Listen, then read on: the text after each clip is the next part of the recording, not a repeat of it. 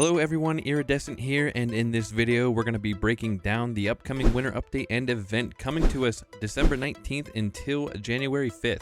But before we get into that, if this video ends up tickling your fancy, do me a solid and subscribe to the channel, leave a like on the video, and hit the notification bell so you know when my next video is hot off the press. And with that all out of the way, let's get right into it. Alright, first up we got firearms. From Timon himself. We know you're excitedly awaiting firearms and tower raids. Let me assure you that they are happening. The team are working behind the scenes to introduce these features as soon as we can. Guns are being especially heavily tested in the game right now and tweaked, with the hope that they'll be ready before long.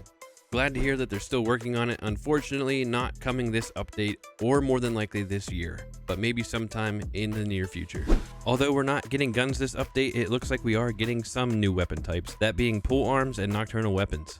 The former is a new type of melee weapon to poke the infected with. What's interesting is that not only the players shall do the poking, we gave some to enemies as well, so beware of the new, more aggressive and harder to defeat version of our good pal, the Spearman.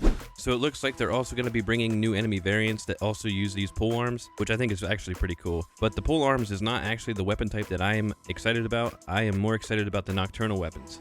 Nocturnal weapons are another one of our experiments, and in part an answer to your suggestions that endgame immunity is starting to become too generous. We wanted to create a weapon that gives an evident bonus during fights in darkness, but also is connected to some risk. So with nocturnal weapons, each hit takes away part of the player's immunity, but at the same time, they offer huge bonuses against certain enemies or in specific conditions, but only during the night. This is actually what I'm most excited about in this entire update.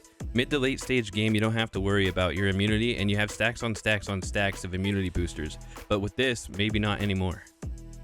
Back on the topic of new enemy variants. Timon says while working on new enemy variants, we put a spotlight on our dear Goon. A lot of you said that it's a slow enemy that does not feel like a threat for the more experienced players. This is why the new Goon will be able to call for allies. I feel like this is a good step from Techland, however, I think they should also consider increasing his movement speed and maybe even giving him a ranged attack. This would make it more difficult than simply standing on something and just shooting him with a bow.